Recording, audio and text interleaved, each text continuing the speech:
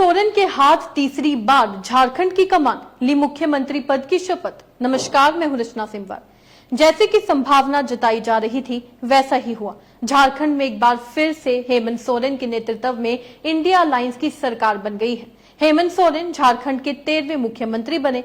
Jail से निकलने के 6ठे दिन ही उन्होंने राज्य की कमान एक बार फिर से अपने हाथ में ले ली है।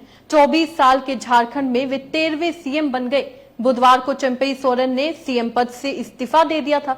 हेमंत सोरेन के इस शपथ को इसलिए भी खास माना जा रहा है कि 31 जनवरी को जिस राजभवन से उनकी गिरफ्तारी हुई थी, 156 दिन बाद दोबारा फिर से उन्होंने वही शपथ ली।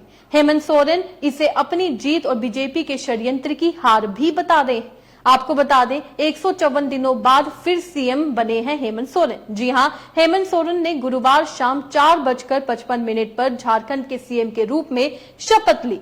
कुल 154 दिनों के बाद उन्होंने एक बार फिर यह पद संभाला है। ऐसी संभावना जताई जा रही है कि कैबिनेट के बाकी मंत्रियों को 7 जुलाई या किसी और दिन शपथ दिलाई जाएगी। समारोह में चंपई सोरेन, झारखंड कांग्रेस के प्रभारी गुलाम अहमद मीर सहित इंडिया गठबंधन की झारखंड इकाई के शीर्ष नेता मौजूद रहे। चुनाव से 4 महीने पहले चंपई सोरेन के इस्तीफे की 2 मुख्य वजहें भी बताई जा रही हैं। सबसे पहले वो केंद्र की साजिश का पर्दाफाश करना चाहते हैं। जी हां, हेमंत सोरेन रेगुलर बेल पर बाहर आए हैं। मीडिया रिपोर्ट्स के मुताबिक जेएमएम ने हेमंत सोरेन को दोबारा इसलिए सीएम बनाया क्योंकि ऐसा कर पार्टी जनता के बीच ये मैसेज देना चाह रही है कि हेमंत सोरेन को झूठे केस में फंसाया गया था। केंद्र सरकार की ताकतवर एजेंसियों ने उन्हें सीएम पद से हटाने के लिए साजिश की थी। दूसरी मुख्य वजह बताई जा रही है कि हेमंत सोरेन सरकार अपने बचे हुए वादों को पूरा करना चाहती है। जी हां, हेमंत सोरेन चुनाव से पहले उन वादों को पूरा करना चाहते हैं जो वादे उन्होंने पिछले चुनाव में किए थे।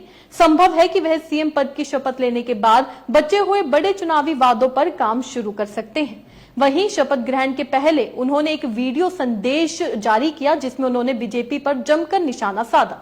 जी हां, शपथ ग्रहण से ठीक पहले हेमंत सोरेन ने अपना एक वीडियो संदेश जारी कर बीजेपी पर निशाना साधा था। उन्होंने अपने संदेश में कहा कि 5 महीने पहले सत्ता के मद में चूर अहंकारियों ने उन्हें चुप कराने की कोशिश की थी। आज झारखंडियों की जनमत वापस बुलंद होगी। उन्होंने कहा कि 5 महीनों तक उन्हें जेल में अलग अलग तरीकों से लंबे समय तक जेल में रखने का प्रयास किया गया, जिसके बाद उन्होंने कानून लड़ाई का रास्ता आखिरकार लड़ा है और अंत में उन्हें न्याय मिला। हेमंत सोरेन ने कहा कि 2019 में जनता ने उन्हें मौका दिया था, लेकिन षड्यंत्रकारियों को यह पचा नहीं कि आदिवासी नौजवान कैसे इतने ऊंचे पदों पर जा सकता है। 31 जनवरी को झूठे केस बनाकर उन्हें मुख्यमंत्री पद से हटाने के लिए मजबूर कर दिया गया। भगवान के घर अंधेर है, देर नहीं।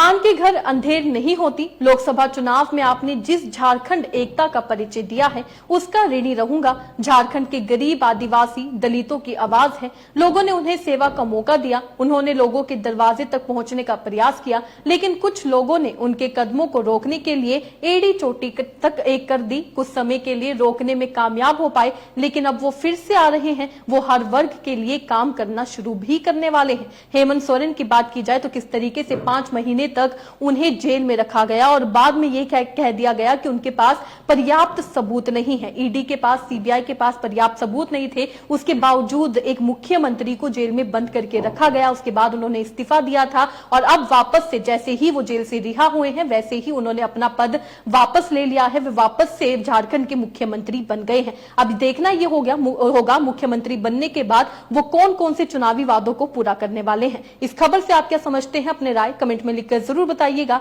इसी तरीके से देश और दुनिया से जुड़ी हर छोटी सी बड़ी अपडेट के लिए एफबीएन यानी फ्रंटलाइन ब्रेकिंग न्यूज के साथ बने रहिएगा। धन्यवाद।